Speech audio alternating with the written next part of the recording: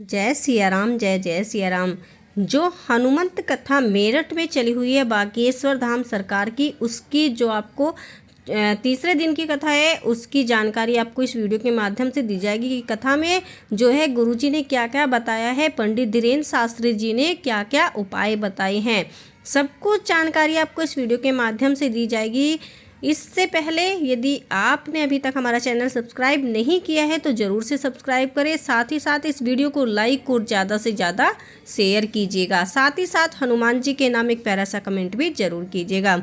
दोस्तों, बागेश्वर धाम जी की जो पीठाधीश्वर आचार्य धीरेन्द्र कृष्ण शास्त्री यूँ तो श्री हनुमंत कथा का पाठ कर रहे हैं, लेकिन वो इस बहाने सनातन संस्कृति और राष्ट्रवाद और पारिवारिक मूल्य सभी को जोड़ने का काम कर रहे हैं। जागृति विहार एक्स स्टेशन में लाखों श्रद्धालु धर्म लाभ उठा रहे हैं। हनुमान जी के बारे में बताया कि यह संतों की रक्षा करने वाले हैं और असुरों दानवों का सर्वनाश भी करने वाले हैं। हनुमान जी पूर्ण रूप से मंगलकारी हैं। यदि हनुमान जी की शरण में रहना है तो बुरे व्यसन छोड़ने होंगे, क्योंकि हनुमान जी को केवल राम जी ही दिखाई पड़ते हैं। हनुमान जी की कृपा प्राप्त करने के लिए आपको मांस, मदिरा, लहसुन, प्याज, बुरे कार्य जो है त्यागने होंगे। जीवन में सत्संग का बहुत बड़ा जो है महत्व होता है। अच्छी संगत का असर बहुत ज़्यादा होता है। यदि आप चाहते हैं हमारे बच्चे जो है संस्कारी बने, संस्कारवान बने,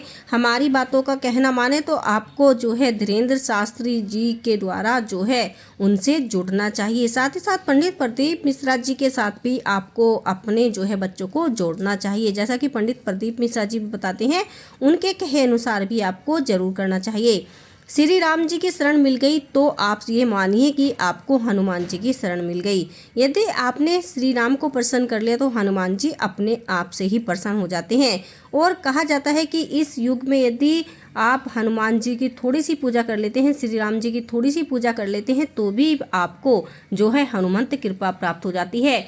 आज की कथा में जो इन्होंने धीरेन्द्र शास्त्री जी ने वहाँ पे जो मंत्र बोला था, उससे जो है जिनके ऊपर भी भूत जो है पिशाच जिनके ऊपर था वो जागृत हो चुका था। आप वीडियो के माध्यम से देख पा रहे हैं कि किस प्रकार से बीच बीच में से इतने चीखने चिल्लाने की आवाज़ें आने लगी कि लोग डरने लगे कि पता नहीं क्या हो चुका है। एक दूसरे को उठ उठ कर देखने लगे, कोई इधर से कोई इधर से, चारों तरफ से चीखने की आवाज़ें आने लगी, क्योंकि उनके ऊपर जो भूत पिशाच था वो उस मंत्र से जो है एकदम उजागर हो चुका था, बहुत ज़्यादा तड़प रहा था गुरुजी के मंत्रों के उच्चारण के द्वारा। तो गुरुजी ने उन सभी को अपने दरबार में बुलाया और उनका जो है उससे निवारण कराया, उनसे छुटकारा दिलाया है अपने मंत्रों के द्वारा। उनसे उच्चारण कराया गया, उन्हें अपने पीठाधीश पर जो है गुरुजी ने बुलाया था और वहीं पर उनका जो है उस भूत प्रेत से छुटकारा दिलाया गया है। वहीं यदि आप कहीं मेरठ के आसपास से हैं या फिर मेरठ के पास से आप कथा सुनने जाना चाहते हैं तो आपको जो है 28 और 29 की कथा भी ज़रूर सुननी चाहिए, क्योंकि इन 2 दिनों में बहुत अच्छी जानकारी गुरुजी देने वाले हैं। अपना कोई ऐसा मंत्र बताने वाले हैं जिससे कि हमारे घर में सुख शांति बनी रहे, हनुमान जी की कृपा हमारे ऊपर हमेशा बरसती रही है। देखिए बहन भी यहाँ से निकली हुई जा रही हैं, बहुत ज़्यादा इनके ऊपर भी जो है बहुत ज़्यादा, ये तो इतनी वो नहीं थी, कुछ तो बेहोश हो चुके थे, उन्हें उठा उठा कर लेकर जा रहे थे। तो वहाँ पर जा जाकर इन्हें सब जो है धीरेन्द्र शास्त्री जी के पास इन्हें लेकर जाया गया है। सब कुछ आपको इस वीडियो में दिखाई दे रहा होगा किस प्रकार से कोई इधर गिर रहा है, कोई। आज दिव्य दरबार में जो है अर्जी भी लगाई है धीरेन्द्र शास्त्री जी ने। बहुत सारे ऐसे लोग थे जिनका नाम गुरुजी ने बोला है, धीरेन्द्र शास्त्री जी ने बोला है, और वे श्रद्धालु बड़े खुश हुए कि हम नहीं जानते थे कि आप हमारा नाम लेंगे, हमारे बारे में इस प्रकार से बता देंगे।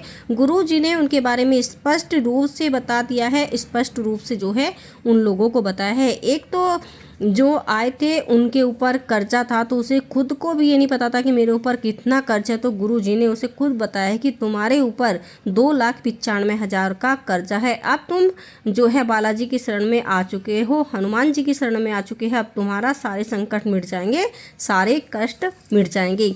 दोस्तों, यदि आपके नज़दीक में मेरठ पड़ता है तो ज़रूर जाइए, एक बार आप जो है वहाँ पर कथा का आनंद जरूर लीजिए। साथ ही साथ यदि आप जाना चाह रहे हैं तो 29 तारीख में ज़रूर जाइएगा, क्योंकि 29 तारीख में बाबा जी ने सभी को नारियल लेकर, एक लाल कपड़े में बंधा नारियल लेकर आपको जाना है और 5 लौंग अपने घर से ही लेकर जानी है। वहाँ पर जो है बाबा जी आपकी अर्जी लगवाएंगे। अर्जी के माध्यम से ये पता चलता है कि कब किसकी अर्जी बजरंगबली के में जो है दरबार में लग रही है।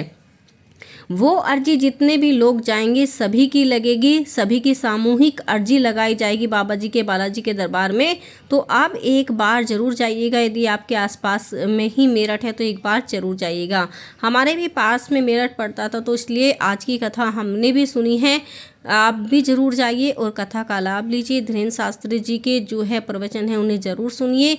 देखते हैं कि जो है सनातन धर्म से जोड़ रहे हैं, तो आप भी एक बार उनके दर्शन कर पुण्य के भागी जरूर बने। हनुमंत कथा से ज़रूर जुड़िए, क्योंकि भी बहुत ज़्यादा जो है हमें सच्चे मार्ग पर ले जा रहे हैं। बजरंगबली जी सच्चे मार्ग पर, अच्छे मार्ग पर ले जा रहे हैं। तो एक बार आप भी वहाँ पर जाकर दर्शन जरूर कीजिए। यहाँ पर जो है धीरेन्द्र शास्त्री जी ने पर्चियाँ खोली हैं दिव्य दरबार में। गुरुजी ने जो है 27 तारीख की कथा में सभी से आह्वान किया है, सभी को जो है लाल कपड़ा और नारियल लेकर 5 लौंग लेकर अपने घर से बुलाया है और कहा है कि सभी की जो है सामूहिक अर्जी घर से ही लगाई जाएगी, जिससे सभी तंत्र नकारात्मक व बुरी शक्तियों का उपचार होगा। यदि आपके घर में नकारात्मक ऊर्जा है, बुरी शक्तियाँ है, तो उन सब का आपको जो है निवारण हो जाएगा। साथ ही साथ स्वास्थ्य संबंधित परेशानी है, पेट में पीड़ा बढ़ रही है, बच्चे की संगति को लेकर भी यदि आप चिंता में व्यस्त हैं, तो उसके लिए भी गुरुजी ने जो अर्जी लगाई है। अतुल भक्त थे अतुल, जो कि उन्होंने ये प्रश्न पूछा था। उन्हें बताया कि आपको भगवती देवी की पूजा अर्चना करनी चाहिए, 4 माह में आपको लाभ मिल जाएगा। बाबा का आशीर्वाद आपके साथ है। बाबा समय समय पर सबकी अर्जी लगाते हैं और आशीर्वाद अपना देते हैं। वहीं दूसरी अर्जी जो थी वो विजय कुमार की थी। भक्ति व उपासना में मन नहीं लगता था उनका, पड़ोसी से वैचारिक मतभेद रहता था, लड़ाई झगड़ा रहता था, बाबा को भी नहीं मानते थे, ढोंगी बताते थे। लेकिन जो समाधान हुआ है उनका रघुनाथ की भक्ति। उन्हें बताया गया है कि आपको रघुनाथ की भक्ति करनी चाहिए, अपनी गुरु जी की सेवा करनी चाहिए और थोड़े समय के बाद ही पड़ोसियों से भी आपके अच्छे संबंध बन जाएंगे, यदि इस प्रकार से आप जो है रघुनाथ की भक्ति करोगे। तीसरी जो अर्जी लगी है वो है, तीसरी अर्जी वाले सुनील जी थे, सुनील भाई थे। उन्हें बताया है कि पितृ दोष और बाधा आपके जो है काम में बना हुआ है। पितृ दोष के कारण आपका कोई भी काम नहीं हो पा रहा है, पत्नी की भी आपके जीवन में समस्या आ रही है, तो उसका जो समाधान है बागेश्वर धाम की आपको पूजा करनी चाहिए और जो मंत्र आपको बताया जा रहा है उसका उच्चारण करना चाहिए। पत्नी ठीक हो जाएगी, ऑपरेशन की भी नौबत नहीं आएगी। चौथी अर्जी मयूर बिहार दंपति की लगी है। उन्होंने बताया कि किसी ने घर पर तंत्र विद्या कल जो है करा दी है, बेटा मूक बधिर है, उसका उपचार कैसे होगा। उन्होंने ये पूछा था। पंडित जो है धीरेन्द्र शास्त्री जी ने उनके ही जो है क्वेश्चन को लिखकर बताया था कि तुम्हें ये परेशानी है। तो गुरुजी ने इसके लिए भी समाधान बताया कि बालक को लेकर बागेश्वर जो है धाम आपको एक बार जरूर आना चाहिए। प्रेत राज सरकार के दफ्तर में पेशी होगी, ठीक हो जाएगा आपका बच्चा, इसलिए एक बार जरूर आप बागेश्वर धाम जरूर आइए। इस प्रकार राजेश कुमार, शिल्पी, रेखा, स्नेहा समेत लगभग 15 लोगों से भी ज़्यादा की अर्जी जो है दरबार में लगी है। मेरठ में यदि आपके आसपास मेरठ पड़ता है तो एक बार आप भी ज़रूर जाइए।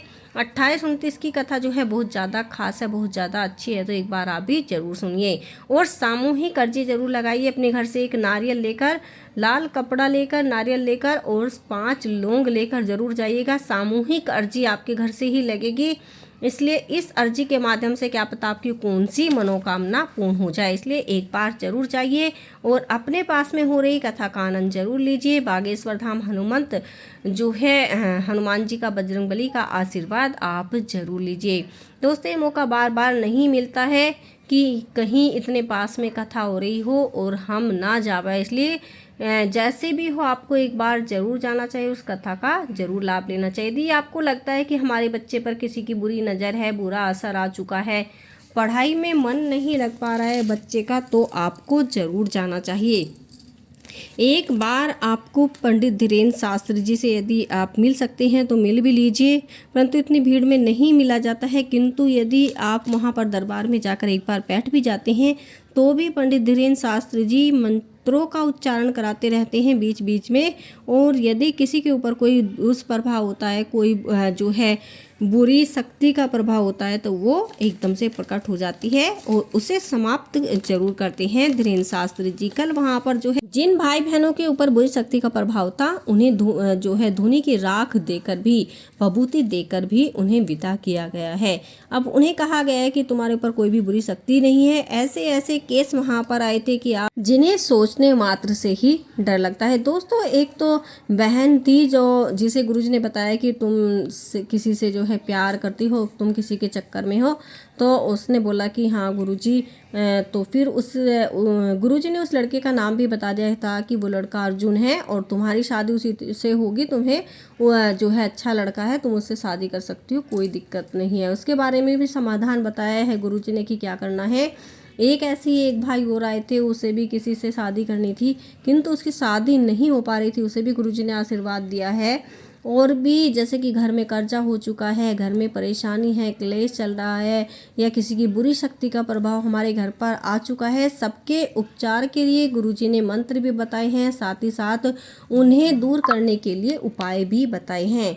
यदि आप भी किसी ऐसी समस्या से जूझ रहे हैं तो एक बार दरबार में अर्जी जरूर लगाइएगा, एक बार दरबार में जाकर कथा जरूर सुनिएगा। और पुनः आप सभी को जो है हनुमंत कथा की हार्दिक शुभकामनाएं कि आपके इतने पास में हनुमंत कथा हो रही है, एक बार जरूर सुनिएगा। नहीं सुन पा रहे हैं, नहीं देख पा रहे हैं तो वीडियो के माध्यम से ही सही अपनी अर्जी जरूर लगाइएगा, क्योंकि वीडियो में भी जो है गुरुजी ने अर्जी लगवाई थी 27 तारीख में भी, अब 29 तारीख में अर्जी लगेगी, तो एक बार अपनी अर्जी ज़रूर लगाइएगा।